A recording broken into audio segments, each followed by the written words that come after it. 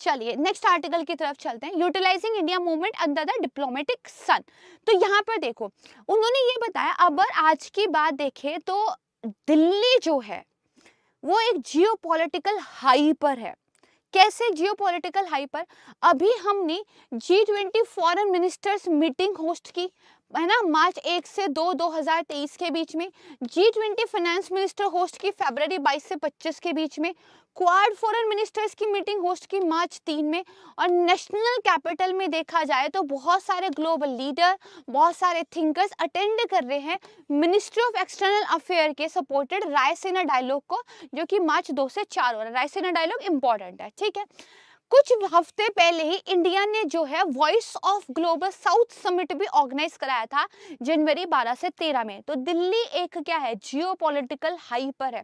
इतना ज्यादा एक्टिव भारत कभी भी नहीं था इंटरनेशनल लीडर्स को साथ में लेकर। तो हमारा देश जो कि बहुत लंबे समय तक इस अंतर्राष्ट्रीय समुदाय ने साइडलाइन पर रखा था, हम अपनी कोई ओपिनियन भी देते थे तो वो लोग ऐसे डिस्कार्ड कर देते थे कि ये गुलाम रहा देश, ये हमें क्या बताएगा, राइट। आज उस देश ने ये जो पोजीशन हासिल की है इसके ऊपर दशकों की मेहनत लगी है।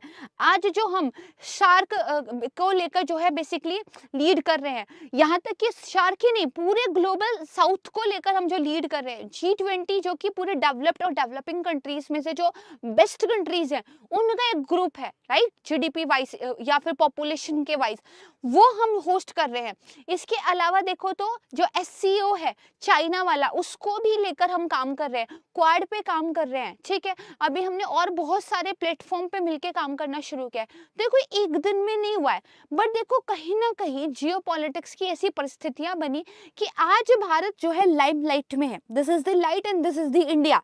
भारत के ऊपर ये लाइट पड़ रही है, ये सन है जिसकी धूप में भारत खिल के सामने आ रहा है, ठीक है। देखते हैं यहाँ पे क्या बोला जाएगा। अरे बाबा लैपटॉप का चार्जर, ओके ठीक है। यहाँ पे देखोगे तो आज भारत की एक पावरफुल पोजीशन है G20 में, क्वाड में, ठीक है। इसके अलावा संघाई कोऑपरेशन ऑर्गेनाइजेशन SCO में, ग्लोबल साउथ में। और एक हमें जो स्टैचू ऐसा मिले, एक रेपुटेशन ऐसे मिली है जो शायद हमें पहले कभी भी नहीं मिली थी, ठीक है। लेकिन देखो एक ही साल है और एक साल जियोपॉलिटिक्स में ज्यादा लंबा नहीं माना जाता, कब बीत जाएगा पता भी नहीं चलेगा। तो इस साल को मैक्सिमम यूटिलाइज कैसे करना है ये थोड़ा सा सोचने की बात है। नई दिल्ली के लिए this is a movement under the sun and the near realisation of a long awaited pivotal role movement. एक लंबे समय से भारत जिस मूवमेंट का वेट कर रहा था, now this is the movement, ठीक है। तो अगर हम बात करें, देखो भारत के लीडर्स चाहे वो जवाहरलाल नेहरू हो, अटल बिहारी वाजपेयी हो या नरेंद्र मोदी जी हो, उन्होंने हमेशा दुनिया को भारत के रोल के बारे में बताया है। हमने हमेशा कहा हमारी जो संस्कृति है, इतिहास है, हमारी जो डेमोग्राफी है, हमारी इकोनॉमिक स्ट्रेंथ है, हमारी कंट्री इतना कुछ जो है दुनिया को दे सकती है। और ये सारी चीजें मिलकर इतना स्ट्रॉन्ग फाउंडेशन भारत के लिए क्रिएट करती है कि भारत का वर्ल्ड में एक बेटर रोल हो सकता है, ठीक है। मोस्ट इंपॉर्टेंट पार्ट ये है कि नई दिल्ली हमेशा अपने आप को दरअसल थोड़ा कमजोर समझती रही थी। हम अपने आप को इतना कॉम्पिटेंट फील नहीं करते थे, हमें ये लगता था कि हमारी बात कौन ही सुनेगा, राइट। तो हम एक थोड़ा सा बैक सीट पे रहते थे। लेकिन कंटेम्पररी इंडिया की बात करें तो बहुत सारे जो है ऐसे फॉर्चुनेट चीजें हो गई, ऐसे बहुत सारी परिस्थितियां हो गई भाग्य के उससे हवाले से कह दो कि एक तो भारत ने भी खुद को असर्ट करना शुरू किया है कि भाई हम हैं, we are the candidate for the United Nation Security Council, है ना भाई, हम हैं, हम G20 की अध्यक्षता संभाल सकते हैं, राइट है। तो एक तो हमने खुद को असर्ट करना शुरू किया। दूसरा, वर्ल्ड के लेवल पर बहुत सारी ऐसी सिचुएशंस बनी, ठीक है, जहां पर दरअसल सॉरी, जहां पर दरअसल भारत को कहीं ना कहीं अपॉर्चुनिटी मिली अपने कद को ऊंचा करने की, ठीक है। फिर यहाँ पे देखो क्या हुआ, भारत की देखा जाए तो भारत एक स्ट्रॉन्गर इकोनॉमिक और मिलिट्री पावर के रूप में आज जाना जाता है, ठीक है। और बेसिकली भारत ने किन किन चीजों का फायदा उठाया, देखो पोस्ट वर्ल्ड वॉर एक जो नया वर्ल्ड सिनेरियो खत्म हुआ था। देखो वर्ल्ड वॉर के टाइम पर भारत को तो बेसिकली दुनिया में कोई जानता भी नहीं था सिवाय इसके कि ब्रिटेन का एक गुलाम देश है, राइट है। पोस्ट वर्ल्ड वॉर जो एक नया जियो पॉलिटिक्स उभर कर सामने आया, जो नया वर्ल्ड ऑर्डर उभर कर सामने आया, भारत ने उसमें अपनी एक पहचान क्रिएट की। हम किसी के पीछे नहीं गए, हमने अपने लिए एक नई आइडियोलॉजी डेवलप की। जब दुनिया दो आइडियोलॉजी में बटी हुई थी, कैपिटलिस्ट और कम्युनिस्ट वाली में, तब हमने एक तीसरी आइडियोलॉजी, ठीक है, न्यूट्रलिटी की, वो हमने जो है अपने लिए डेवलप की। हमने अपनी एक पहचान बनाई, ठीक है। इसके अलावा आज के टाइम पे देखोगे तो जो चीन का अग्रेशन बढ़ता जा रहा है, तो इसकी वजह से चीन के काउंटर के रूप में दुनिया भारत को देखती है, ठीक है। ग्लोबल लीडर जो है चाहते हैं कि इंडो पैसिफिक रीजन में एक जो है जियो पॉलिटिकल अल्टरनेटिव भारत के रूप में वो खड़ा कर दें, ठीक है। ये कुछ ऐसे सिनेरियो थे जिन्होंने भारत को उसकी पोजीशन को स्ट्रॉन्ग करने में हेल्प की। इसके अलावा रशिया यूक्रेन वॉर के टाइम पे भी भारत चाहे न्यूट्रल रहता हो या रशिया की साइड लेता हो, लेकिन पूरा वेस्ट वर्ल्ड भी और इधर के लोग भी भारत की तरफ देखते हैं कि भारत क्या एक स्टेटमेंट देते, राइट है। तो देखो, थ्रेडिंग द फॉल्ट लाइंस, जो बेसिकली फॉल्ट लाइन थी ना, विभाजित रेखाएं थी, कैसे भारत ने उस पर सधे हुए कदम रखे हैं, ठीक है। उन सधे हुए कदमों की बदौलत ही भारत वहां पहुंचा है जहां आज हम हैं। जो कंटेम्प्रेरी इंडियन फॉरेन पॉलिसी है, वो किसी भी टेक्स्ट बुक का एक एग्जाम्पल बन सकती है कि किस तरह वर्ल्ड पॉलिटिक्स के अंदर जो फॉल्ट लाइन थी उसमें सधे हुए कदमों से जो है भारत चले हैं। और जो एक्सटर्नल अफेयर मिनिस्टर है एस जयशंकर जी, उन्होंने तो अपनी किताब में ये भी लिखा था कि भारत ने advancing national interest by identifying and exploiting opportunities created by a global contradiction, इसको यूज करना सीखा है। यानी कि भारत ने ये सीखा कि देखो, जो भी अवसर सामने निकल कर आए उसको कैसे एक्सप्लॉइट करना है। ग्लोबल लेवल पर जो कॉन्ट्रडिक्शंस देखने को मिल रहे हैं उनके बीच में कहीं एक बैलेंसिंग पावर के रूप में अपने आप को स्टैब्लिश करना है और अपने नेशनल इंटरेस्ट को भी साधना है। जियोपॉलिटिक्स में सब कर लेना मतलब इज अ बिग अचीवमेंट, ठीक है। आपने अपने नेशनल इंटरेस्ट को साधते हुए ये सारा काम किया है। हमने पाकिस्तान की तरह नहीं किया कि नेशनल इंटरेस्ट के पीछे छूट गए और वो फॉरेन शक्तियों के हाथ में एक जो है गेम बनकर रह गए, राइट है। फिर यहाँ पे वो ये कहते हैं कि दिल्ली ने अपनी एक इस तरह की फॉरेन पॉलिसी डेवलप की है कि हम जो है बोथ साइड पे प्ले कर पाते हैं, राइट है। इजराइल फिलिस्तीन हो या फिर हमारा क्या है अमेरिका और रशिया हो, या फिर जो है अमेरिका और चीन हो, राइट है, या फिर पाकिस्तान और बाकी की अरब कंट्रीज हो। जैसे आप देखोगे यूएई वगैरह के साथ हमारे संबंध अच्छे हो रहे डिस्पाइट कि पाकिस्तान के संबंध अभी तक भी खराब है, राइट है। तो हमने क्या किया है, बोथ साइड पे इक्वली प्ले करना सीख लिया है। जैसे भारत इस टाइम पर जो यूनाइटेड स्टेट या वेस्ट वाला G20 है उसको लीड कर रहा है, दूसरी तरफ चाइना सेंटर जो एससीओ है उसको भी लीड कर रहा है सेम टाइम पे, ठीक है। और जो ग्लोबल हाई टेबल है उस पर इस टाइम जो है भारत ग्लोबल साउथ के लीडर के रूप में भी अपनी जो है क्लेम्स को, लीडर के रूप में अपने क्लेम्स को असर्ट कर रहा है, ठीक है। तो यहाँ पे देखोगे इसी तरह इंडिया डायरेक्टली या इनडायरेक्टली कहीं ना कहीं रशिया और यूक्रेन दोनों के साथ इन्वॉल्व है, राइट है। दोनों ही चाहते हैं कि भारत उनका सपोर्ट करे, ठीक है। दूसरी तरफ आप देखोगे चीन के साथ हमारे जो भी संबंध हो, है ना, जो चीन के साथ तो देखो यूएस और वेस्ट के संबंध तो खराब हो रहे हैं, ये पता चलता है। लेकिन न्यू दिल्ली अभी भी क्या है, बहुत सारे ऐसे मल्टीलेटरल प्लेटफॉर्म, यहाँ पर चीन भी है उसका भी पार्ट बना हुआ है। और साथ में जैसे जैसे कौन कौन से ब्रिक्स और एससीओ, भाई चीन यहाँ पे है, ब्रिक्स में भी है, एससीओ में भी इसका भी पार्ट बना हुआ है।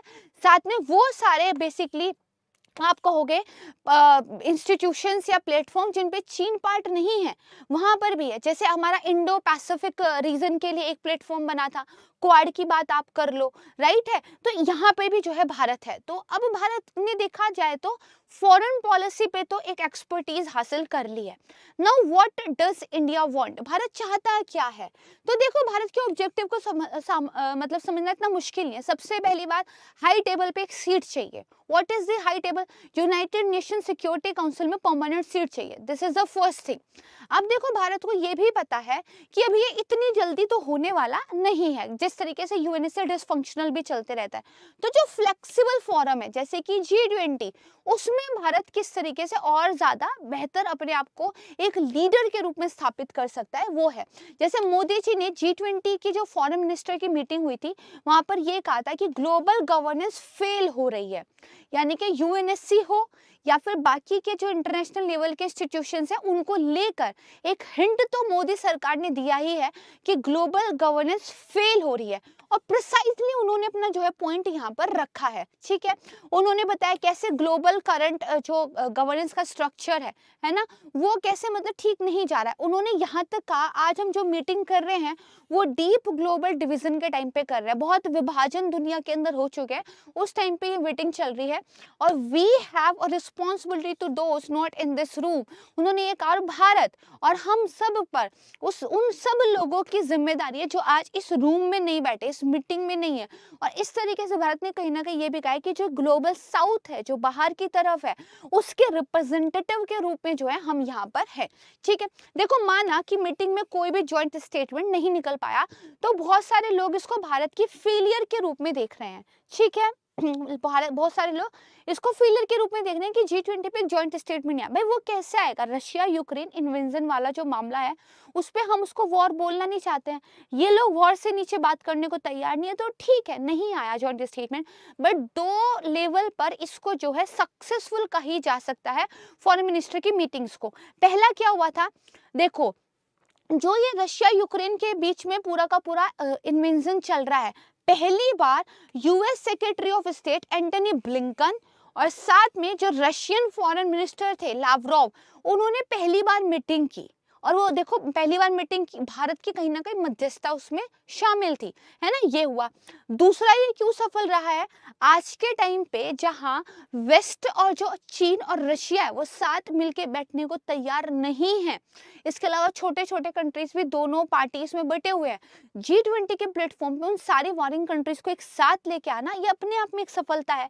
तो ये दरअसल क्या है आपका जो बेसिकली G20 के फॉरेन मिनिस्टर्स की मीटिंग रही है, ये जो है इम्पोर्टेंट रही है, ठीक है, क्लियर हुआ। अब इसके बाद यहाँ पे देखो हम एक्टिवली सीख कर रहे एक सीट की, ताकि हम जो ग्लोबल हाई टेबल है उसको रीस्ट्रक्चर कर सके, राइट है। और साथ में हम G20 के प्लेटफॉर्म से ग्लोबल साउथ के वॉइस बनने के लिए भी काम कर रहे हैं, है ना। और साथ ही यहाँ पे देखो भारत ये भी समझ गया है कि जिस तरह चीन ने ग्लोबल साउथ वाली आर्ग्यूमेंट को अपने फायदे के लिए जियोपॉलिटिकल में बहुत यूज किया है, तो हम क्यों नहीं कर सकते।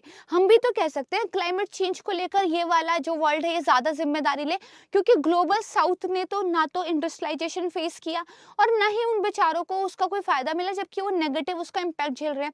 उसी ग्लोबल साउथ के लीडर के रूप में इंडिया सब्सिडीज को लेकर बात कर सकता है, उसी ग्लोबल साउथ लीडर के रूप में भारत मेडिसिन के पेटेंट वगैरह के कंसेशन को लेकर बात कर सकता है, उसी ग्लोबल साउथ के लीडर के रूप में भारत जो है ये कह सकता है कि डेवलप्ड वर्ल्ड मोर टेक्नोलॉजी इधर ट्रांसफर करे, डेवलप्ड वर्ल्ड मोर रिसोर्सेज इधर ट्रांसफर करे।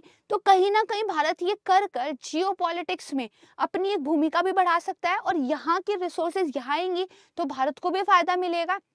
यही करना है, क्योंकि यूनाइटेड नेशन सिक्योरिटी काउंसिल की सीट तो भी दिल्ली दूर है, कुछ उस तरह का सीन दिखाई देता है, राइट है।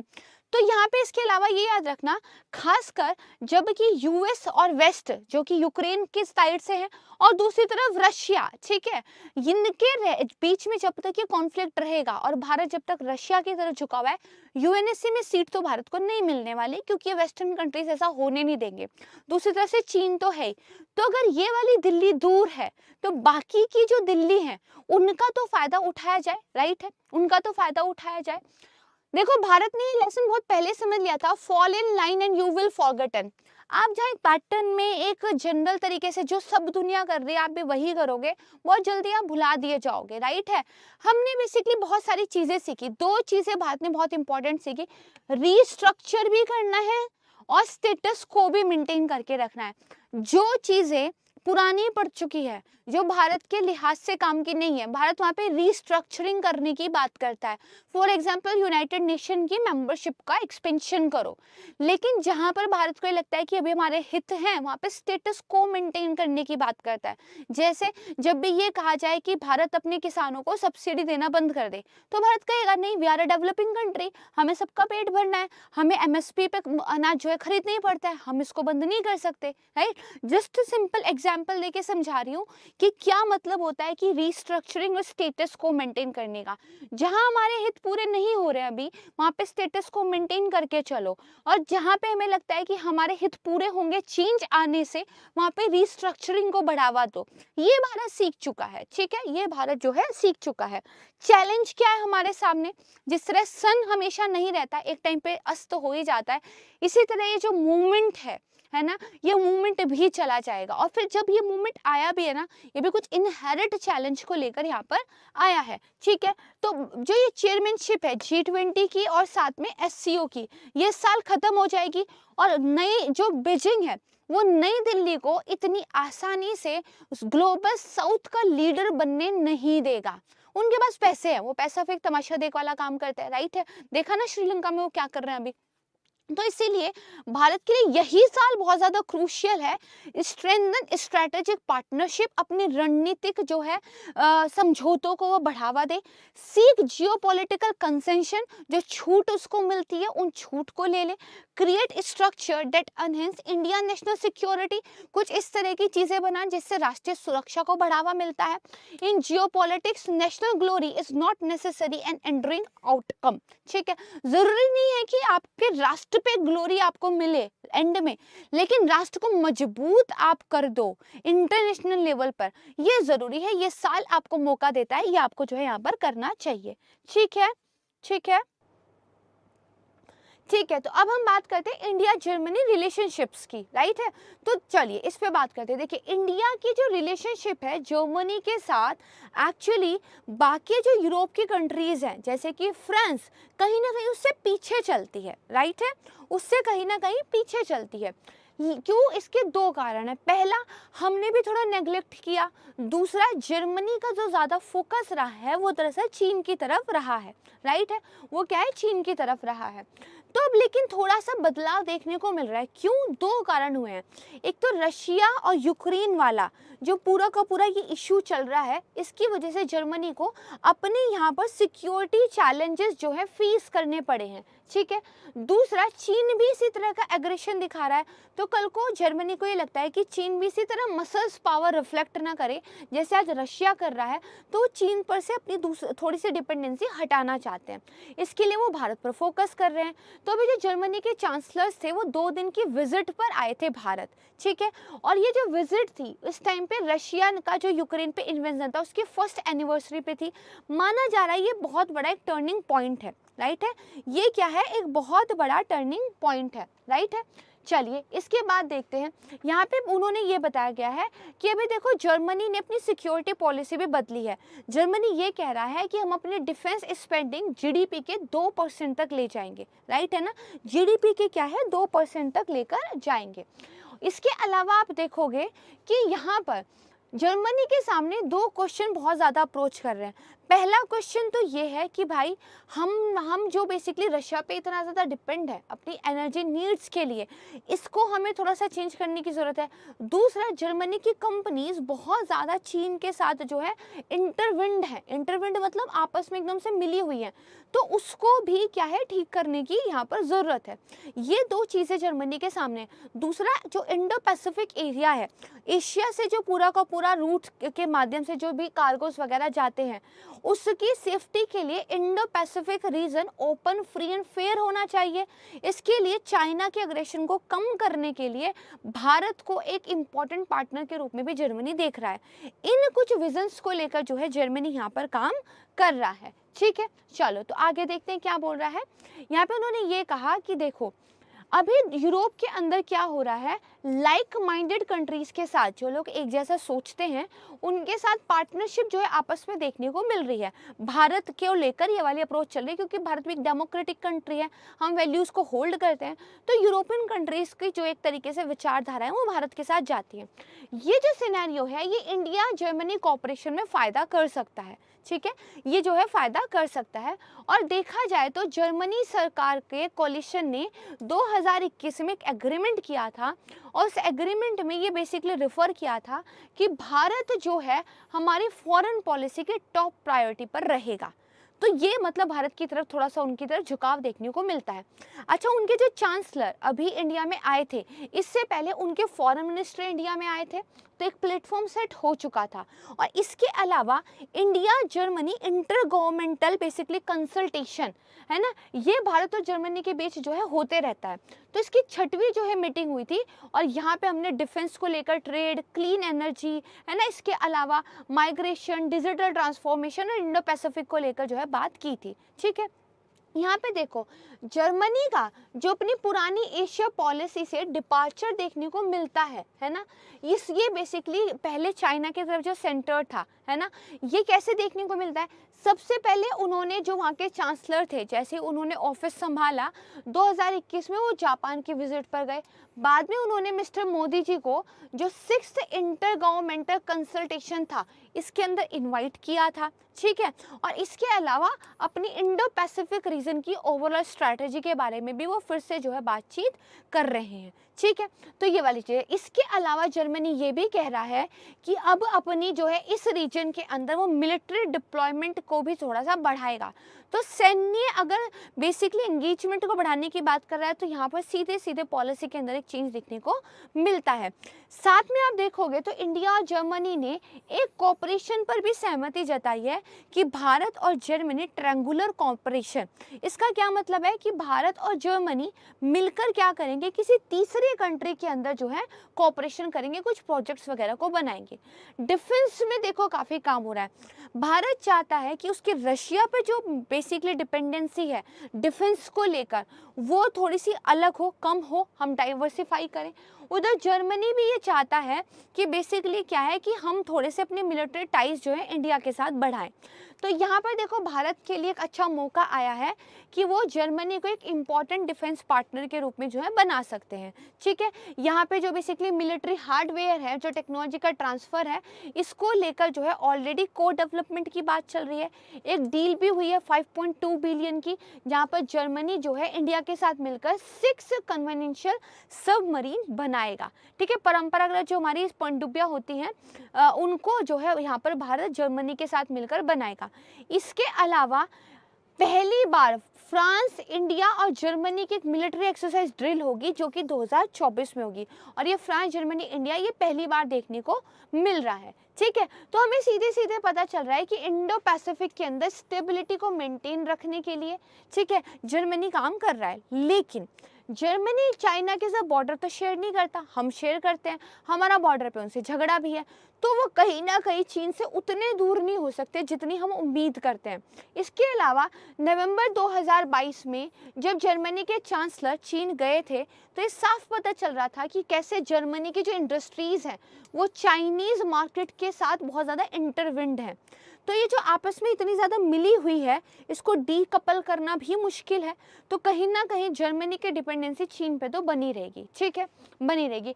लेकिन इसके अलावा बहुत सारी चीज़ों पे हम मिलकर काम कर रहे हैं, जैसे G4 का हम एक पार्ट है जो चाहता है कि यूनाइटेड नेशन सिक्योरिटी काउंसिल्स के अंदर रिफॉर्म हो। और अभी कुछ टाइम पहले G7 का जब समिट हुआ था वहाँ पर भी प्रधानमंत्री मोदी जी को जो है इन्वाइट किया गया था। तो बेसिकली जो मल्टीलेटरल इंस्टीट्यूट्स हैं वहाँ पर सुधार करने जैसी चीज़ों को लेकर, डिफेंस के अंदर इंडो पैसिफिक स्ट्रैटेजी को लेकर भारत और जर्मनी साथ मिलकर काम कर सकते हैं। आज के टाइम पे टर्निंग पॉइंट जो है दोनों देशों के संबंधों के बीच में दिखाई दे रहा है। क्लियर हो गया? चलो बहुत बढ़िया। ठीक है, इसके अलावा ट्रेड एंड टेक्नोलॉजी पर काम हो सकता है, जैसे जर्मनी इंडिया का लार्जेस्ट इकोनॉमिक पार्टनर है यूरोपियन यूनियन के अंदर, है ना। अब हम जो है इंडिया और European union free trade agreement negotiation कर रहे हैं। भाई यूरोपियन यूनियन के साथ हमारा फ्री ट्रेड एग्रीमेंट हो जाए।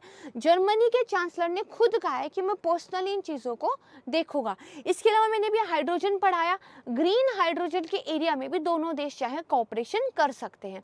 फिर जर्मनी के अंदर जो भारत के स्किल्ड लोग हैं वो जाकर काम कर सकते हैं, इससे काफ़ी फायदा वहाँ पर मिलेगा। देख लीजिए।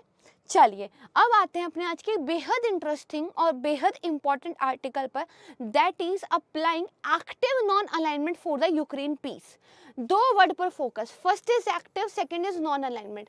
अगर नॉन अलाइनमेंट की मैं मोटे तौर पे बात करूं तो जवाहरलाल नेहरू जी के शब्दों में बताना चाहूँगी कि हम किसी दूसरे के हाथों का एक वो हिस्सा नहीं बनना चाहते जो हमें अपने अकॉर्डिंग खेल में खिलाना चाहता है। We have our own rules, हम इस गेम में अपने नियमों के अनुसार खेलेंगे। उन्होंने एग्जैक्टली ये नहीं कहा था, मैंने काफ़ी मॉडिफाई कर दिया, बट द इंटेंशन ऑफ जो है उनकी थी इंटेंशन वो ऐसी ही थी, राइट है।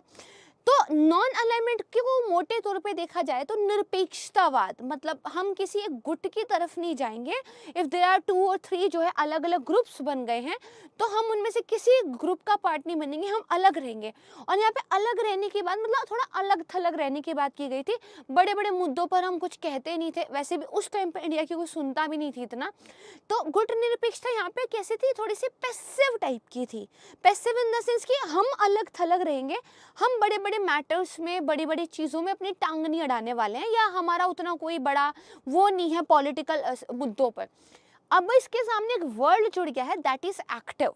तो यहाँ पे हम बेसिकली किसी भी गुट का हिस्सा तो नहीं ही बनेंगे। क्यों? क्योंकि नॉन अलाइनमेंट तो है लेकिन एक्टिव है।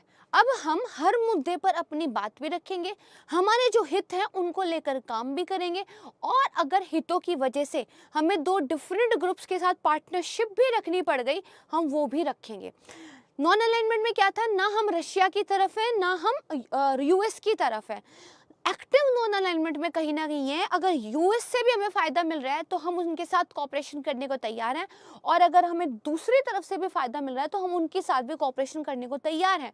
और अगर इन दोनों से ही हमें फ़ायदा नहीं मिल रहा, दोनों मेरे नेशनल इंटरेस्ट के हितों के खिलाफ बोल रहे हैं, तो मैं दोनों का ही विरोध करने को भी तैयार हूँ। ठीक है, this is the active non alignment, right है, जो हमें लैटिन अमेरिकन कंट्रीज में ज़्यादा दिखाई दिया, लेकिन भारत भी इसको बहुत अच्छे तरीके से अपनी फॉरेन डिप्लोमेसी के अंदर लेकर आया हुआ है।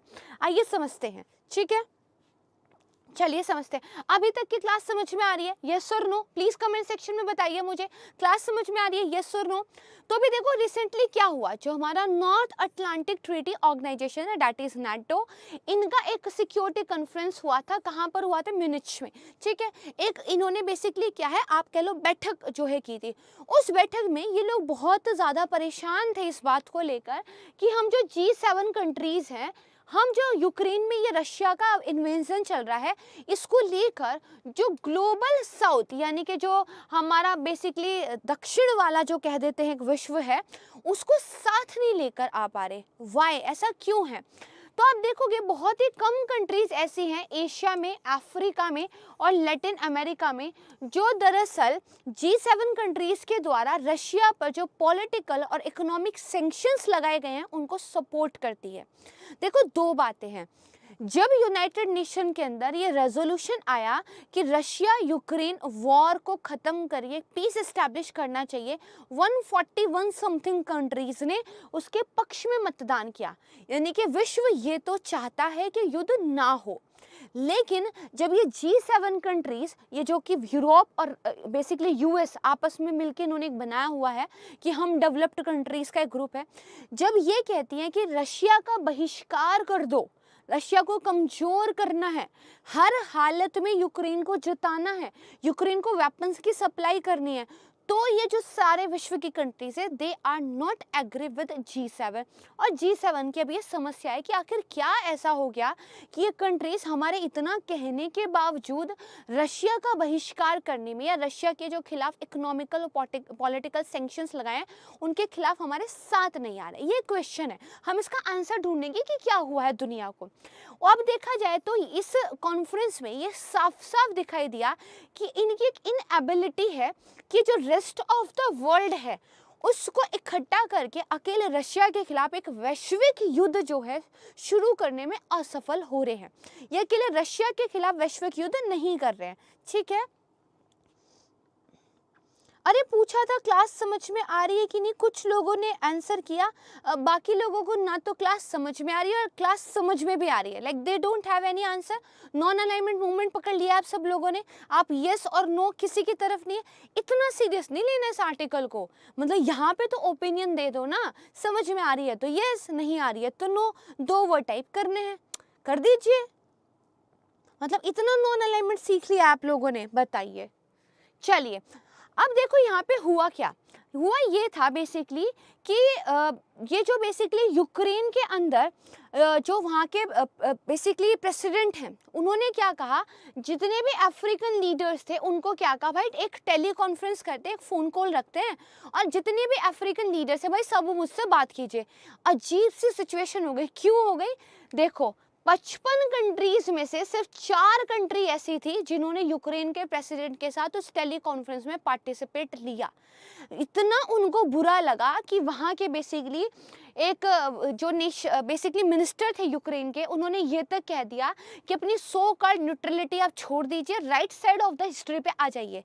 Now the question is what is the right side of the history? इतिहास का कौन सा पक्ष सच्चा है या इतिहास का कौन सा पक्ष सही है, ये कौन डिसाइड करेगा? क्या यूक्रेन डिसाइड करेगा या फिर अमेरिका डिसाइड करेगा या फिर अकेला चीन डिसाइड कर लेगा? क्या इन अफ्रीकन कंट्रीज को अपना right side of the history खुद से जज करने का अधिकार नहीं है? राइट है, कौन सा right side of the history है, इस पर भी बात करेंगे। पहले बात कर लेते हैं कि क्यों ये जो बाकी के कंट्रीज हैं ये अब अमेरिका के साथ खड़े हुए दिखाई नहीं देते। देखो जो हमारा डेवलपिंग वर्ल्ड है, जो लैटिन अमेरिकन कंट्रीज है, अफ्रीकन कॉन्टिनेंट के कंट्रीज हैं, मिडिल ईस्ट के कंट्रीज और एशिया के कंट्रीज हैं, पिछले 70 सालों में अफ्रीका, एशिया, मिडिल ईस्ट और वेस्ट ने ना जाने कितने युद्ध देखे हैं। भारत तो एक प्रॉक्सी वॉर झेल ही रहा है जब से हम आज़ाद हुए हैं। इस युद्ध में से या फिर जितने भी क्राइसिस आए, एक बार भी यूएस को या उसके यूरोपियन मित्रों को ये नहीं लगा कि इसमें युद्ध में जो है ग्लोबल इन्वॉल्वमेंट की ज़रूरत है इस युद्ध को ख़त्म करने के लिए। क्या आज तक जितने भी युद्ध हुए इनको लगा कि इसमें ग्लोबल इन्वॉल्वमेंट की ज़रूरत है? लेकिन जैसे ही यूरोप के भूमि पर एक युद्ध हुआ, सबको इमरजेंसी फील होने लग गई और एवरीवन इज़ लाइक कि सब मिलके आ जाओ रशिया के खिलाफ। ठीक है, यहाँ पर एक्सटर्नल अफेयर मिनिस्टर को मैं कोट करना चाहूँगी, उन्होंने बहुत एग्जैक्टली बोला है कि यूरोप को अब इस माइंडसेट से बाहर निकलना पड़ेगा कि यूरोप की मुसीबत पूरी दुनिया की मुसीबत है और पूरी दुनिया की मुसीबत यूरोप की मुसीबत नहीं है। राइट, इस माइंडसेट से बाहर निकलिए। अब यहाँ पे देखो, दरअसल फैक्ट ये है कि जो डेवलपिंग नेशंस हैं वो रशिया के खिलाफ किसी भी तरह का इकोनॉमिक वॉर में एंगेज नहीं होना चाहते।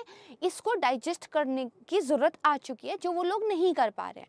ठीक है, रशिया को बेसिकली इकोनॉमिक सैंक्शन रशिया के खिलाफ लगाने, उसको तो वो मान नहीं रहे।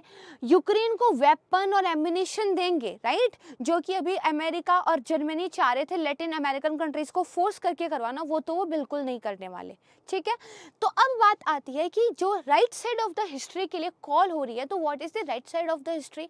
देखो, इंटरनेशनल जो सिस्टम है वो शिफ्ट में है, एक मेजर शिफ्ट को जो है वो एक्सपीरियंस कर रहा है और दुनिया एक सेकेंड वर्ल्ड वॉर के वर्ज पे खड़ी है।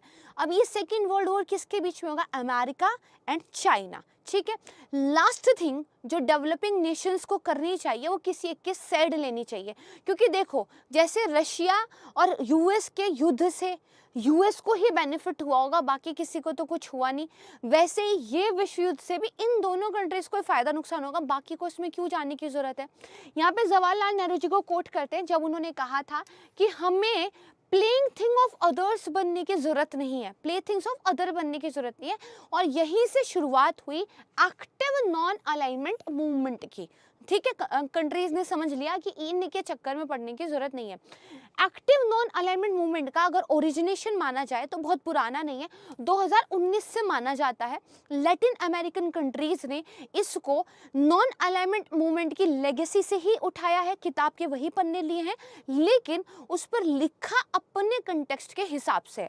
लैटिन अमेरिकन कंट्रीज इस सेंचुरी में इस समय जो प्रॉब्लम फेस कर रहे हैं उसके अकॉर्डिंगली उसको रीराइट कर दिया है। करेक्ट है, डेवलप हुआ 2020 में और किस रिस्पॉन्स में? जो यूएस और चीन अपने प्राइमेसी के लिए स्ट्रगल कर रहे हैं, जिसके बीच में लैटिन अमेरिकन कंट्रीज आ गए। ठीक है, अब यहाँ पे देखो उन्होंने सीधे सीधे एक अपना बेसिकली मेमोरेंडा रखा, ना तो वॉशिंगटन के प्रेशर में और ना ही बीजिंग के प्रेशर में हम जो है कोई भी फैसला लेंगे। ठीक है, और उन्होंने नई सेंचुरी के इम्पेरेटिव्स को ध्यान में रखते हुए ये बनाई, द कीवर्ड इज एक्टिव।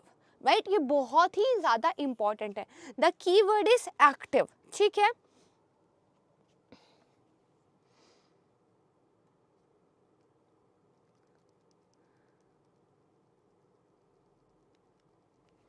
ठीक है, चलिए आगे देखिए यहाँ पे क्या दिया हुआ है।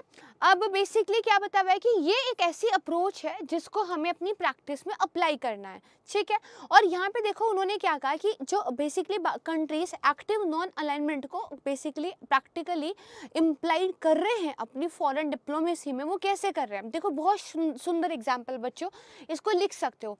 जैसे आप देखोगे जो अमेरिकन सरकारें हैं, ठीक है, जो बाकी लैटिन अमेरिकन कंट्रीज हैं, उनको कोई दिक्कत नहीं आई। उन्होंने दिसंबर 2021 के एक हफ्ते में क्या है, चीन के द्वारा जो चीन community of Latin American and Caribbean states ministerial forum जो है मैक्सिको सिटी में हुआ था, उसको भी अटेंड किया।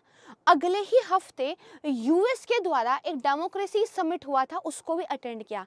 तो चीन के द्वारा कोई समिट हुआ, एक हफ्ते वो अटेंड कर लिया। अगले ही हफ्ते वाशिंगटन के द्वारा कोई समिट हुआ, उसको भी अटेंड कर लिया। और उसको इनमें कोई कंट्राडिक्शन नहीं दिखती है। वो कहते हैं हमें दोनों समिट में अटेंड करने हैं, कोई हमें क्यों रोके, राइट है, हम खुद फैसला करेंगे।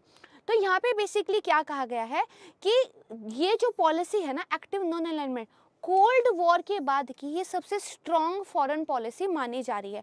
और एक मैगजीन है, पॉलिसी मैगजीन है ना, बेसिकली उन्होंने 2022 में लिखा था the year of non alignment. उन्होंने कहा था जो 2022 साल रहा है ये ईयर ऑफ नॉन अलाइनमेंट का रहा है।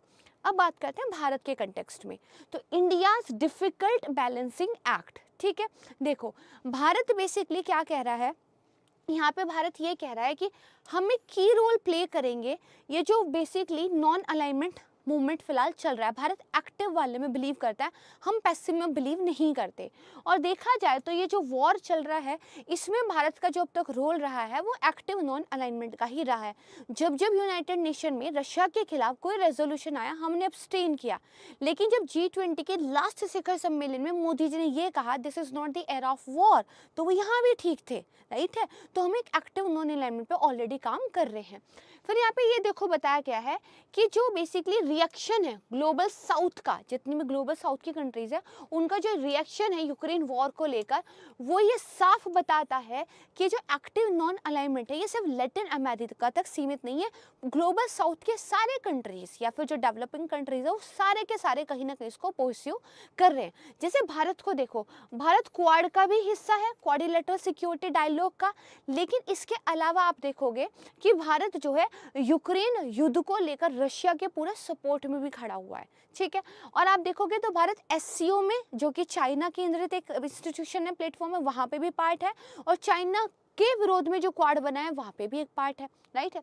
इसके अलावा देखोगे हम इस बार G20 को होस्ट कर रहे हैं, साथ में हम यहाँ पर जो हमारे डेवलपिंग और डेवलप्ड नेशंस का इनफॉर्मल ग्रुप है उसको लेकर भी बातचीत आगे कर रहे हैं, ठीक है। और आप देखोगे तो ग्लोबल साउथ के एक लीडर के रूप में भी भारत अपनी छवि को आगे लेकर आ रहा है। तो हम बैलेंसिंग एक्ट लेकर यहाँ पे चल रहे हैं, ठीक है।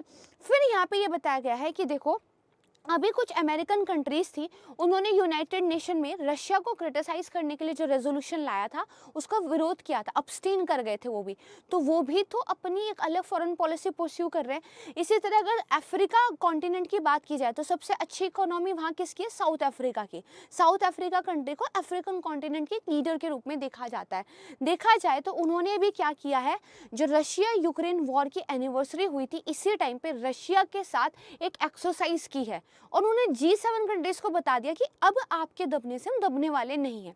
अब यहाँ पे देखो ब्रिक्स का क्या रोल आता है, हर कोई इस बात को लेकर सहमत है कि जो ब्रिक्स ग्रुप है वो नई सदी के अंदर जो है एक बेसिकली इस ग्लोबल साउथ का रिप्रेजेंटेशन करने वाले ग्रुप के रूप में सामने निकल कर आएगा, और बहुत सारा जो है इसका क्रिटिकल रोल रहेगा जो ये यूक्रेन वॉर चल रहा है इसका एक सॉल्यूशन देने में। ब्राजील के बेसिकली जो हेड ऑफ स्टेट है उन्होंने भी एक सॉल्यूशन दिया, चीन भी अपनी तरफ से एक सॉल्यूशन दे रहा है, लेकिन यहाँ पे भारत को एक्टिवली काम करने की जरूरत है, क्योंकि भारत ने अगर रशिया यूक्रेन के मुद्दे पर हल करवा दिया ना तो उससे जो भारत की छवि बनेगी वो बहुत लंबे टाइम तक भारत को फायदा देने वाली है। तो इंडिया को बेसिकली एक पीस ब्रोकर के रूप में यहाँ पे काम करना चाहिए, और यही है एक्टिव नॉन अलाइनमेंट मूवमेंट। यहाँ दो अलग गुट आपस में लड़ रहे हैं तो हमें उनसे बच के नहीं रहना है, दो गुट आपस में लड़ रहे हैं, हम पीस ब्रोकर के रूप में उनमें संधि करवाएंगे, हम एक्टिवली पार्टिसिपेट करेंगे बट अपनी टर्म्स पे पार्टिसिपेट करेंगे। That is all about active non alignment movement, ठीक है जी। क्लियर हुआ आर्टिकल, क्लियर हुआ बच्चे? तो this is a important article, ठीक है। तो अभी देखो हुआ क्या है, अभी बेसिकली क्या हुआ है, जो यूनाइटेड नेशन हमारा है, संयुक्त राष्ट्र है, उसके जो सदस्य थे उन्होंने एक ऐतिहासिक संधि पर जो है सहमति बना ली है। संधि किस बारे में है? जो हमारी मरीन लाइफ है, जो हमारी समुद्री जीवन है ना, उसको प्रोटेक्ट करने को लेकर, संरक्षित करने को लेकर। तो समुद्री जीवन तो वो भी है जो इंटरनल वाटर है, वो भी है जो टेरिटोरियल वाटर है, और वो भी है जो हमारा इंटरनेशनल वाटर है। ठीक है, तो यहाँ पे संधि कौन से जल के अंदर बेसिकली मरीन लाइफ को सुरक्षित करने की बात करिए? इंटरनेशनल वाटर्स में। तो ये थोड़ा सा कॉन्सेप्ट क्लियर होना चाहिए भाई, ये क्या है। देखो, इंटरनेशनल वाटर को हाई सी यानी कि उच्च समुद्र भी कहते हैं। उच्च समुद्र ग्लोबल कॉमन्स होते हैं, यानी कि सबके लिए समान है। जिस तरह हवा सबके लिए समान है, इसी तरह वो ग्लोबल कॉमन्स है। कोई एक व्यक्ति उस पर अपने अधिकार का दावा नहीं कर सकता है। पहले और बेसिक समझते हैं। देखो, यदि हम समुद्र का विभाजन करें तो मान लीजिए ये आपको जो है एक बेस लाइन दिखाई दे रही है। ठीक है, बेस लाइन दिखाई दे रही है।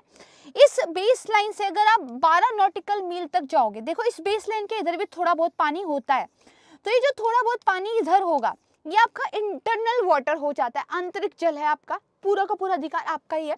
ये अगर आपकी बेस लाइन है तो बेस लाइन से 12 नॉटिकल मील की तरफ जाओ तो ये आपका टेरिटोरियल सी होता है। ठीक है, इस टेरिटोरियल सी पे पूरा का पूरा आपके रूल्स रेगुलेशन चलते हैं। इस टेरिटोरियल सी की जो ये 12 नॉटिकल मील है, इससे अगर और 200 नॉटिकल मील आगे जाओगे, कितना? 200 नॉटिकल मील, तो आता है आपका एक्सक्लूसिव इकोनॉमिक जोन। यहाँ पर जो भी जीवित अजीवित आपके संसाधन होते हैं, उन संसाधनों पर आपका पूर्ण अधिकार होता है। ठीक है जी। इसी के बीच में यहाँ पर आपका कॉन्टिन्यूस जोन भी होता है, नॉट वेरी मच इंपॉर्टेंट। 12 दिन 12 तो ये कॉन्टिन्यूस, और 12 के बाद ये 200 जो काम की बात है, that is your exclusive economic zone. देखो, यहाँ तक देश का कुछ ना कुछ अधिकार पानी के अंदर है। जैसे भारत को ये अपने एक्सक्लूसिव इकोनॉमिक जोन के ऊपर अधिकार प्राप्त है कि यहाँ किसी भी तरह की रिसोर्सेज अगर मिलती है, कल को गैस मिल जाए, ऑयल मिल जाए, पॉलीमेटेलिक नोड्यूल मिलते हैं, या फिर यहाँ पे कुछ और सी बेड माइनिंग अगर आप कर रहे हो, भारत का अधिकार है। ठीक है, लेकिन इसके बाद ये 200 नॉटिकल मील के बाद जब पानी जो होता है, जो अथाह समुद्र दिखाई देता है, एक्चुअली अभी मैंने समुद्र विजिट किया है तो वहाँ पे मैंने शॉर्ट्स बनाया आप लोगों के लिए, वो अपलोड हो जाएगा आज। ठीक है, तो देखिए ये जो अथाह समुद्र होता है इसको बोलते हैं हाई सी, यानी कि उच्च समुद्र। क्या इस पर किसी एक देश का अधिकार है? बिल्कुल भी नहीं। किसका अधिकार है? पूरी दुनिया का समान रूप से बराबर अधिकार है। अब देखो, ये वाला जो एरिया था, इसको तो लेकर फिर भी कुछ जो अपनी कंट्रीज हैं वो कुछ ना कुछ नियम कानून बनाती थी, लेकिन ये जो हाई सीज है, कोई एक देश इसके लिए कोई कानून नहीं बनाता है। तो इनके प्रोटेक्शन को लेकर दरअसल अब तो कुछ खास हुआ ही नहीं था। और ये हमें पता है कि समुद्रों के अंदर जो बेसिकली क्लाइमेट चेंज की वजह से इम्पैक्ट पड़ रहा है वो ज़्यादा पड़ रहा है। तो इस हाई सी को प्रोटेक्ट करने के लिए अब तक हमारे पास कुछ था नहीं। फाइनली एक हिस्टोरिक संधि साइन करने पर सहमति हुई है, और अब इन वाले हाई सीज में जो है समुद्रों के एरिया को प्रोटेक्ट करने की बात हो रही है। ये क्लियर हो गई कॉन्सेप्ट भाई? ठीक है, ये भाई कॉन्सेप्ट क्लियर हो गई? Is it clear? हाई सी का कॉन्सेप्ट क्लियर हुआ तो मैं आगे पढ़ाऊं, क्योंकि हाई सी का कॉन्सेप्ट क्लियर होगा तो ही ये ट्रिटी जो है समझ में आएगी। Everyone please, please everyone. बहुत बढ़िया, very good very good very good. ठीक है, चलो जी, तो आगे देखते हैं, है ना। तो प्रीलिम्स में देखो कई बार जो क्वेश्चन आएगा ना, प्रीलिम्स से जो कई बार क्वेश्चन आएगा वो एक्चुअली ऐसे आएगा कि हाई सीज के लिए है, किसमें टेरिटोरियल वाटर भी इंक्लूड है, कि एक्सक्लूसिव इकोनॉमिक जोन में। याद रखना, this is only for the high sea, this is only for the high sea. ठीक है, चलो जी, तो आगे बात करते हैं। यहाँ पे देखो ये बताया गया है जो हाई सी है वो क्या होते हैं। तो नॉट इंक्लूडेड टेरिटोरियल वाटर और द इंटरनल वाटर। मैंने क्या बताया, जो आंतरिक जल है और जो आपका टेरिटोरियल वाटर है वो इसमें इंक्लूड नहीं होता। तो देखो जी, ये डेफिनेशन किसने दी? 1958 में हाई सीज पर एक जेनेवा कन्वेंशन आया था, यानी कि उच्च समुद्रों पर 1958 में जेनेवा कन्वेंशन आया था। उसने हमें बताया, तो सिंपली जो भी किसी देश का एक्सक्लूसिव इकोनॉमिक जोन होता है 200 नॉटिकल माइल तक, जो इसका टेरिटोरियल सी जहां खत्म होता है वहां से, उसके बाद का पूरा एरिया यानी कि 370 किलोमीटर बैठता है 200 नॉटिकल माइल। इसके बाद का जो पूरा एरिया होता है वो आपके जो है हाई सी होते हैं। यहाँ के लिविंग और नॉन लिविंग सोर्सेज पर किसी भी नेशन का जुरिस्डिक्शन नहीं होता, किसी देश का न्याय क्षेत्र नहीं है यहाँ पर। ठीक है, और बेसिकली कोई भी कंट्री रिस्पॉन्सिबल नहीं है इन हाई सीज के रिसोर्सेज के मैनेजमेंट या प्रोटेक्शन को लेकर। समझ में आया? दिस इज हाई सी। अब ये हाई सी कितने महत्वपूर्ण है भाई? बहुत ही ज्यादा इंपॉर्टेंट है। क्यों? देखो, बात करें तो हमारे पूरे वर्ल्ड का जो ओशियन एरिया है उसका 60% हाई सीज में ही है।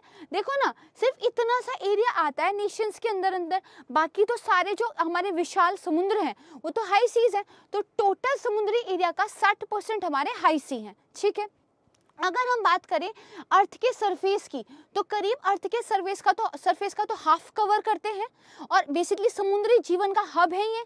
करीब 27 लाख नॉन स्पीसीज का घर है ये। ठीक है, और बहुत सारी तो भी डिस्कवर होनी बाकी है।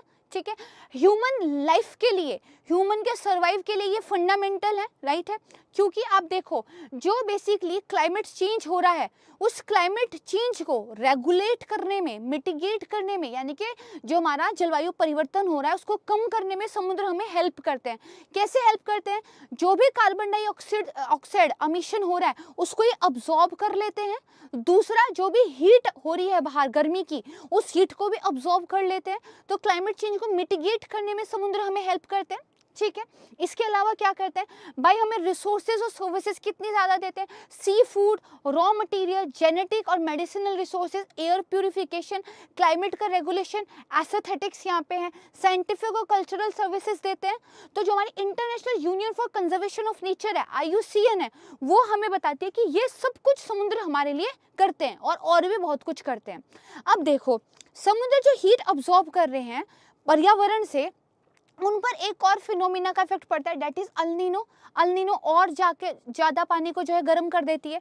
तो समुद्र हमारे गर्म हो रहे हैं, समुद्र गर्म हो रहे हैं तो सी लेवल राइज हो रहा है, वहाँ का जो फ्लोरा फ्यूना है उस पर एक नकारात्मक प्रभाव पड़ रहा है, राइट है। इसके अलावा एक नया फिनोमिना देखने को मिल रहा है, नॉट न्यू बट मैं आपको पढ़ा रही हूँ, ओशन एसिडिफिकेशन। समुद्र खारे होते जा रहे हैं। अब आप कहोगे मैडम समुद्र तो खारे ही होते हैं, लेकिन नहीं, जो एक लिमिट थी उस लिमिट के ऊपर भी जा रहा है मामला। तो देखो, जितना ज़्यादा समुद्र कार्बन डाइऑक्साइड को अब्सॉर्ब करते हैं तो वहाँ पर एक केमिकल प्रोसेस होता है। ठीक है, और जो बेसिकली वहाँ पर आप देखोगे जो चूना है वो बेसिकली उसका एक पूरा का पूरा साइकिल है, कभी बहुत डिटेल में पढ़ाऊंगी, वो दिक्कत करने लगता है, जिसकी वजह से ओशन एसिडिफाइड होते जा रहे हैं। ओशन जो है एसिडिफाइड होते जा रहे हैं, जिसकी वजह से सेवरल थाउजेंड जो हमारी मरीन स्पीसीज है वो रिस्क पर है एक्सटिंक्शन के। और ये माना जा रहा है अगर एसिडिफिकेशन और जो ये करंट वार्मिंग चल रही है, जो गर्म हो रहे हैं समुद्र, अगर ये ऐसे ही चलते रहे तो 2100 तक हमारी बहुत सारी प्रजातियां विलुप्त हो जाएंगी। ठीक है, इसके अलावा नॉइस पोल्यूशन है, केमिकल स्पिल हो जाता है, आग लग जाती है, ऑयल स्पिल हो जाता है, तेल गिर जाता है, बहुत सारा वेस्ट है जिसको आप ट्रीट ही नहीं करते हो, समुद्र के अंदर डिस्पोज कर देते हो, जिसमें एंटीबायोटिक्स वगैरह भी होती है, हमने एंटीबायोटिक रेजिस्टेंस पढ़ा था ना। तो ये सारी चीज़ें, ओवर फिशिंग चल रही है, कोई भी इन्वेंसिव स्पीसीज का इंट्रोडक्शन हो जाता है, कोस्टल पे जो पॉल्यूशन हो रहा है, ये सारी समस्या समुद्र फेस कर रहे हैं। तो देखा जाए, एक चीज़ जो हमें इतना कुछ देती है उसको हम कितना ज़्यादा परेशान कर रहे हैं। और देखा जाए तो हमारे जो हाई सीज है उनका 1% एरिया हम प्रोटेक्ट करते हैं, ओनली 1%। ठीक है, तो चलिए जी, आप देखते हैं कि क्या पूरा इस संधि को लेकर एक कहानी चली। हमें ये तो समझ में आ गया कि हाई सीज को क्या है, हमें यहाँ पर प्रोटेक्ट करना है। ठीक है जी, चलिए तो देखते हैं how did the process take. देखो 1982 में United Nation convention on the law of the sea, जिसको यूएन क्लोज भी कहते हैं, इसको स्वीकार किया गया था।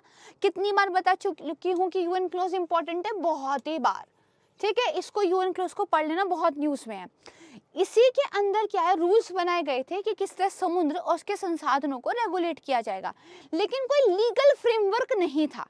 ठीक है, फिर बाद में यूनाइटेड नेशन जनरल असेंबली ने 2015 में ये डिसाइड किया, भाई देखो यूएन क्लोज है, बहुत अच्छा है, इस यूएन क्लोज के अंदर ही हमें एक लीगली बाइंडिंग इंस्ट्रूमेंट लाना पड़ेगा, कानूनी रूप से बाध्यकारी जो है हमें एक चीज़ लेकर आनी पड़ेगी। उसी को लेकर बातचीत हुई, और अभी हमारी COP15 हुई थी, कौन से वाली, conference of parties convention on the biological diversity, जैव विविधता पर हमारी जो कन्वेंशन हुई थी, उसमें ये प्लेज ली देशों ने कि जितने भी हमारे समुद्र हैं उसका जो 30% एरिया है उसको 2030 तक हमें प्रोटेक्ट करना है, संरक्षित करना है। इसीलिए इसको 30/30 प्लेज भी कहते हैं। क्या कहते हैं? 2030 तक 30% एरिया को हमें प्रोटेक्ट करना है, इसको 30/30 प्लेज भी कहते हैं। इसी को historic Kunming Montreal global biodiversity framework जो हमने एक्सेप्ट किया था, उसके अंदर जो है एक्सेप्ट किया गया था। क्लियर हो गया? तो कनमिंग मॉन्ट्रियल ग्लोबल बायोडाइवर्सिटी फ्रेमवर्क, उसमें 30/30 प्लेज, 2030 तक 30% समुद्रों का संरक्षण, convention on the biological diversity COP15। इतना फैक्ट याद रखोगे, बहुत ही काम का फैक्ट है। चलो जी, अब आ गया फरवरी 2020-2023 का। अब जो है 2020 में बहुत सारी जो है कंक्लूसिव राउंड टॉक्स हुई, फिर एक बाइंडिंग डॉक्यूमेंट फाइनली जो है कंट्रीज ने एग्री कर लिया कि एक लीगली बाइंडिंग डॉक्यूमेंट भाई लेकर आएंगे। जो कंट्री इसको एक्सेप्ट करेगी उस पर कानूनी रूप से बाध्यकारी होगा इस संधि के प्रोविजंस को अप्लाई करना। ठीक है, अब देखो हमारे पूरे समुद्रों का 2/3 जो है ये हाई सी बनाते हैं, यहाँ पे देखोगे, लेकिन इनका 1% ही जो है प्रोटेक्टेड है, तो इस पर काम करने की जरूरत है, बता चुकी हूँ। अब संधि क्या है, संधि के बारे में बात कर लेते हैं। सबसे पहले तो ये संधि ये कहती है कि जो बायोडाइवर्सिटी लॉस हो चुका है, जो इकोसिस्टम का डिग्रेडेशन हो चुका है ओशियन के अंदर, है ना, उसको हमें क्या है फिर से ठीक करने की जरूरत है। जैव विविधता का जो नुकसान हुआ है, ठीक है, इसके अलावा जो वहाँ का एक पारिस्थितिकी तंत्र था जो नष्ट हुआ है, उसको एक तो रिकवर करने की जरूरत है, जो पिछला खराब हो गया, और जो नया है ना, उसको सस्टेनेबल तरीके से जो है लेकर चलने की जरूरत है। ठीक है, तो क्या करेंगे भाई, 30% वर्ल्ड ओशियन जो है वो प्रोटेक्टेड एरियाज में कवर कर देंगे।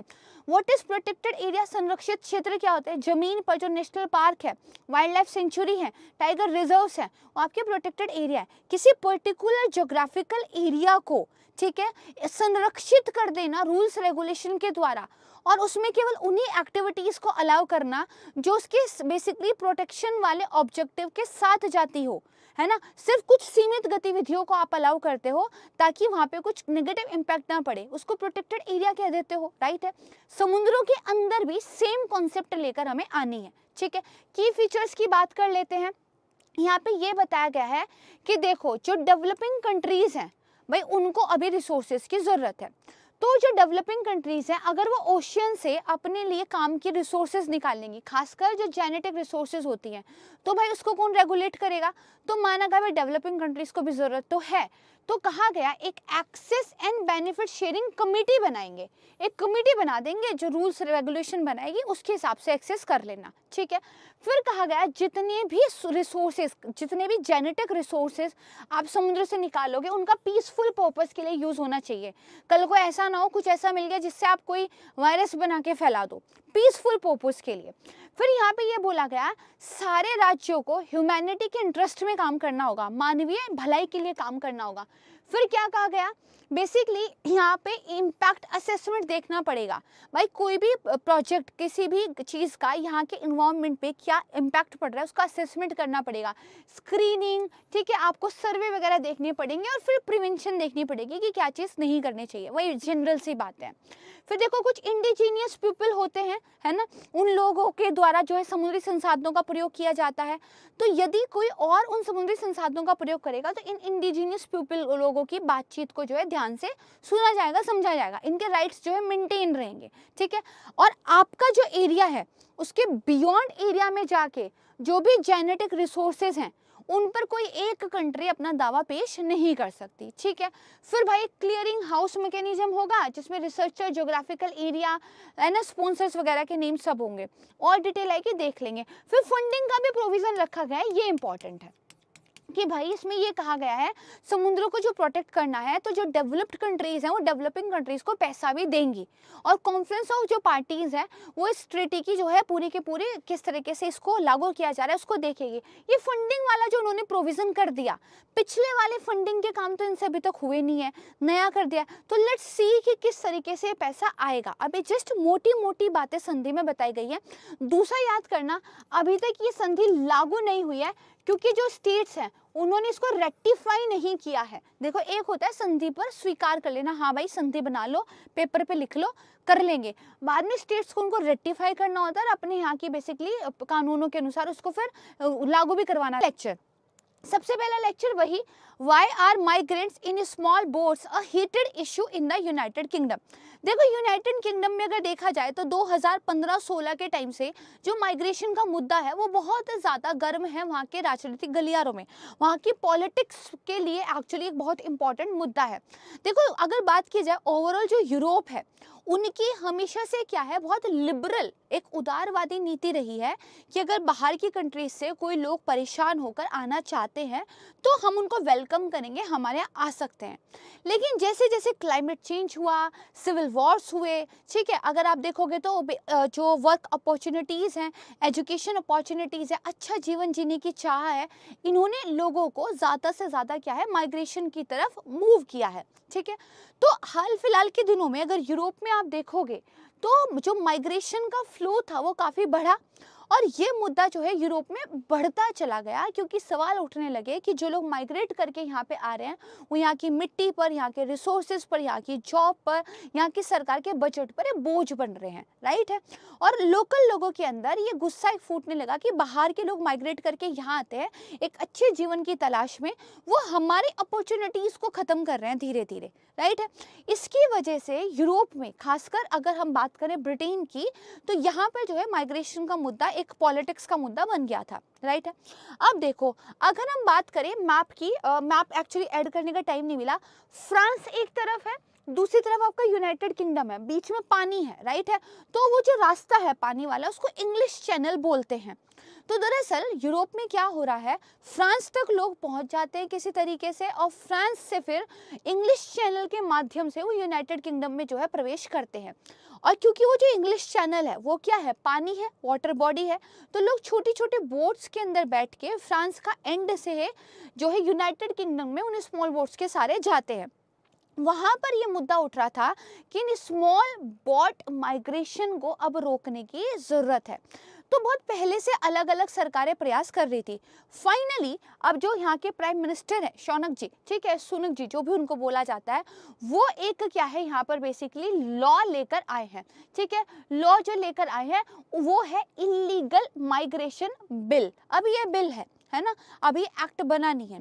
तो अभी इसको लेकर जो यूनाइटेड नेशन की एक संस्था है रिफ्यूजीज को लेकर, राइट, उन्होंने जो है क्वेश्चन मार्क उठाया है कि आप जो है इंटरनेशनल लॉ के खिलाफ जा रहे हो, आप ब्लेंटली बैन नहीं कर सकते माइग्रेशन को। ठीक है, तो ये एक समरी है इस मुद्दे की, इसको थोड़ा सा डीप में समझने की कोशिश करते हैं। देखो पहले यूरोप में बहुत वेलकमिंग पॉलिसी थी माइग्रेशन को लेकर, बट जैसे जैसे इन्फ्लक्स बढ़ा लोगों का, जैसे जैसे जॉब कम हुई, जैसे जैसे कोविड के बाद ज़्यादा क्राइसिस आया, तो ये सवाल उठने लगा कि बाहर के लोग आके हमारे रिसोर्सेज पे कब्जा कर लेते हैं, इनको वापस भेजने की ज़रूरत है।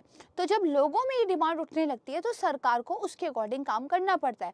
जैसे सुनक जी ने यहाँ भी बोला है कि this is not the actually necessity of politics, but ये लोगों की एक डिमांड है, लोगों की मांग है कि हम इस लॉ को लेकर आए, तो इसलिए हम इसको लेकर आए हैं। ठीक है, चलिए जी देखते हैं। तो भी देखोगे क्या आया है, इलीगल माइग्रेशन बिल आया है, जो कि ब्रिटिश गवर्नमेंट का लंबे टाइम से जो एफर्ट चल रहा था कि अनऑथोराइज्ड माइग्रेशन अगर होता है तो उसको कंट्रोल किया जाए। देखो माइग्रेशन दोनों तरह का हो सकता है, अनऑथोराइज्ड और ऑथोराइज्ड। अगर कोई मान लीजिए कोई पत्रकार है, उस पत्रकार को जो है मान लीजिए कुछ चरमपंथी लोगों की तरफ से धमकी मिली है कि हम तुम्हें जान से मार देंगे क्योंकि तुम जो है सच लिख रहे हो। वो पत्रकार मान लो यूरोप की किसी कंट्री को कहता है मेरी जान को यहाँ पर हानि है और मैं बेसिकली फ्रीडम ऑफ स्पीच का एक प्रतिनिधि हूँ, आप मुझे अपने यहाँ पर शरण दे दीजिए। तो हो सकता है वो कंट्री उनको शरण दे दे और वो जो है वहाँ पे माइग्रेट करके चले जाए। ठीक है जी, कई बार आप जॉब के लिए वीज़ा वगैरह लगाकर प्रॉपर जो एक चैनल होता है उसके माध्यम से जो है जाते हो, वो भी एक माइग्रेशन ही है। आप एक कंट्री छोड़कर दूसरी कंट्री में गए हो, फॉर एग्जांपल एजुकेशन के लिए गए हो, फॉर एग्जांपल जॉब के लिए गए हो, तो आपने प्रॉपर चैनल फॉलो किया, तो भी आपने क्या ऑथोराइज्ड माइग्रेशन किया है, उस कंट्री ने अलाउ किया है आपके वीज़ा को, तो आप वहाँ गए हो। तो ये तो कोई दिक्कत की बात ही नहीं, इसमें कोई इश्यू नहीं है, राइट। जैसे हम यूएस की बात करते थे कि H1B1 वीज़ा, तो वीज़ा वगैरह लेके लोग माइग्रेट ही करते हैं वहाँ पे। दिस इज़ तो वन थिंग।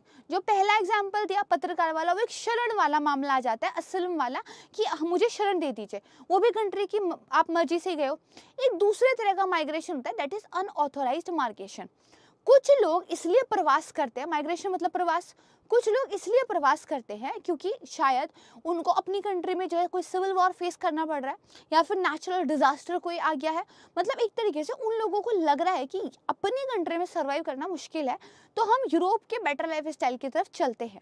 ये होता है एक अनऑथराइज्ड माइग्रेशन, जहाँ पे आप गलत रास्तों का बिना पेपर वर्क के, बिना प्रॉपर परमिशन लिए जो है अनऑथराइज तरीके से एंटर किसी कंट्री में करते हो।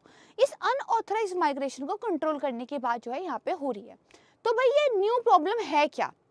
देखो, ना तो ये प्रॉब्लम न्यू है, ना ही ये प्रॉब्लम यूनिक है ना? क्योंकि देखा जाए तो वॉर की वजह से, सूखे की वजह से, पॉवर्टी गरीबी की वजह से पॉलिटिकल रिपर्शन अगर कहीं पे होता है, जैसे आप देखोगे रोहिंग्या जो भारत में आए थे, तो कहीं ना कहीं उनका एक तरीके से क्या है, एक तरीके से देखा जाए तो पॉलिटिकल उनका सप्रेशन हो रहा था, है ना, उसकी वजह से आए थे। तो पॉलिटिकल रिप्रेशन भी अगर होता है तो मिलियंस ऑफ लोग दुनिया में ऐसे हैं जो इधर से उधर मूव करते हैं, ठीक है। ब्रिटेन एक्चुअली देखा जाए तो बाकी यूरोपियन जो नेशन होते हैं उनके कंपैरिजन में कम लोगों को जो है असलम सीकर के रूप में अपने यहाँ पाता है। यानी कि अगर देखा जाए तो इटली, जर्मनी और फ्रांस में जितने लोग आते हैं उसके कंपैरिजन में यूनाइटेड किंगडम में तो काफ़ी कम आते हैं, ठीक है। लेकिन आप देखोगे अभी हो क्या रहा है पिछले कई दशकों से, मतलब ऐसा नहीं अभी का फिनोमिना है, कई दशकों से, यानी कि फ्रॉम सो मेनी डिकेड्स ये हो रहा है कि जो थाउजेंड ऑफ माइग्रेंट्स हैं वो ट्रैवल करते हैं पहले नॉर्दर्न फ्रांस की तरफ, फिर वो नॉर्दर्न फ्रांस से इंग्लिश चैनल का यूज़ करते हुए इन स्मॉल बोट्स में बैठ बैठ के यूनाइटेड किंगडम पहुंच जाते हैं। क्यों? कोई फैमिली टाइज हो सकते हैं, वहाँ पे इंग्लिश लैंग्वेज बोली जाती है, या फिर उनको क्या है लगता है कि यूके में जाके शायद हमें काम मिल जाएगा, अच्छा काम मिल जाएगा, ठीक है। इसकी वजह से देखो प्रॉब्लम फेस हो रही है। अगर बात करें इस इंग्लिश चैनल की, तो फ्रांस और इंग्लैंड के बीच में ये जो चैनल ओपन हुआ था ये 1994 में हुआ था। कुछ समझौते वगैरह हुए थे, ठीक है, कुछ बेसिकली आप देखोगे उसके बाद ये 1994 में इंग्लिश चैनल ओपन हो गया था। जैसे ये ओपन हुआ तो जो रिफ्यूजी है, जो माइग्रेंट्स हैं, उनकी आप देखोगे फ्रेंच के पास एक क्या है, एक तरीके से भीड़ अब दिखाई देती है। वो लोग बस तैयार ही रहते हैं कि किस तरीके से हमें जो है इस चैनल को पार करके वहाँ पहुँचना है, ठीक है। तो यहाँ पे देखो ये जो इनके कैंप्स है, क्राउडेड कैंप्स जहाँ पे लोग भर भर के रहते हैं, इनको कई बार द जंगल भी बोला जाता है। It's not a good term actually, लेकिन ठीक है बोला जाता है, तो क्या कर सकते हैं। यूनाइटेड किंगडम में देखा जाए तो इन कैंप्स को शट डाउन करने के बहुत बार प्रयास हो चुके हैं, यहाँ तक कि सिक्योरिटी पेट्रोल भी बहुत ज़्यादा यहाँ पे बढ़ाया गया है, लेकिन लोगों के फ्लो को रोक पाने में ये जो मेजर्स थे ये कामयाब नहीं हुए हैं, ठीक है।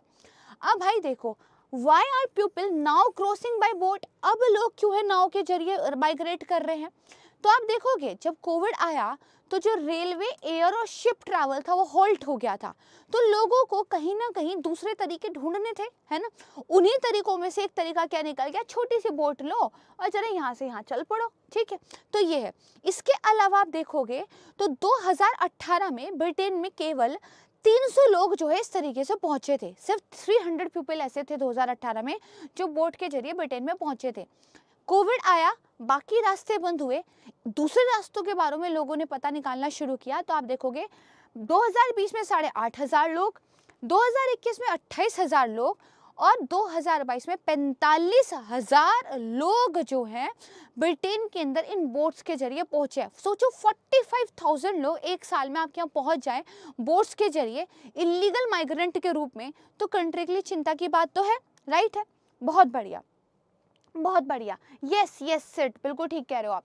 फिर यहाँ पे देखो, अब भाई ये जो बोट में लोग हैं ये हैं कौन, ये देखो देखा जाए, अगर देखा जाए तो ये बेसिकली रिफ्यूजी नहीं है। रिफ्यूजी देखो शरणार्थी होते हैं, उनको अपने यहाँ कोई प्रॉब्लम थी, उस प्रॉब्लम से बचने के लिए वो भाग के आपके यहाँ आए हैं, जान बचाने के लिए, किसी समस्या से बचने के लिए वो रिफ्यूजी होते हैं।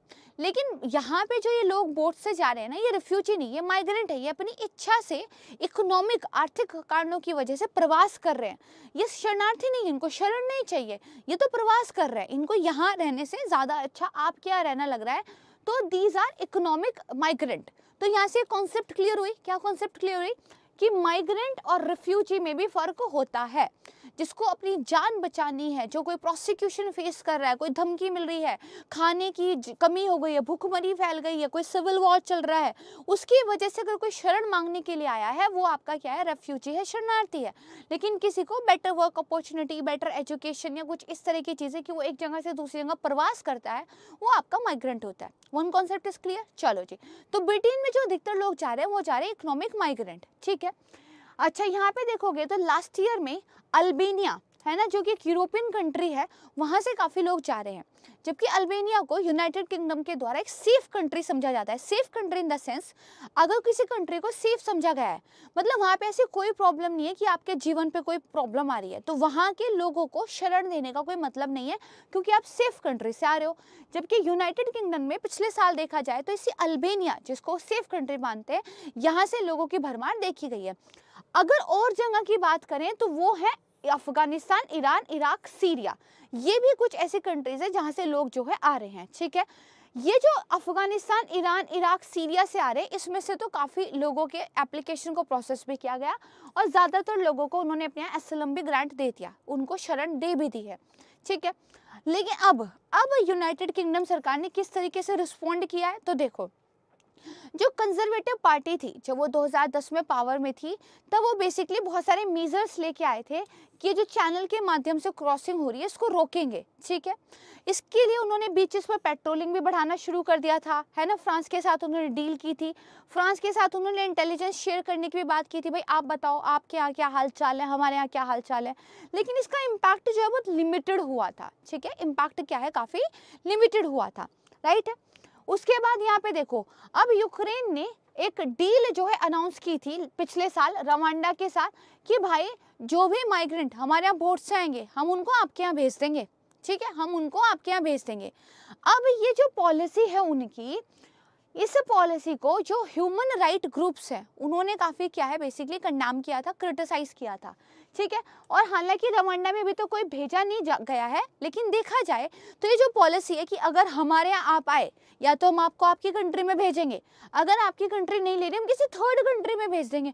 क्यों भाई, क्यों भेज दोगे किसी थर्ड कंट्री में? वो थर्ड कंट्री कुछ नहीं है क्या, वो नियो कॉलोनिज्म वाला जो माइंडसेट था ना कि हम ही सुपीरियर हैं, वो दिखाई देता है यहाँ पे कि हम अपने यहाँ रखेंगे नहीं, या तो अपने देश वापस जाओ, अगर वहाँ भी नहीं जा पा रहे हम किसी थर्ड कंट्री में भेज देंगे, रवांडा जैसी कंट्री में भेज देंगे, राइट है।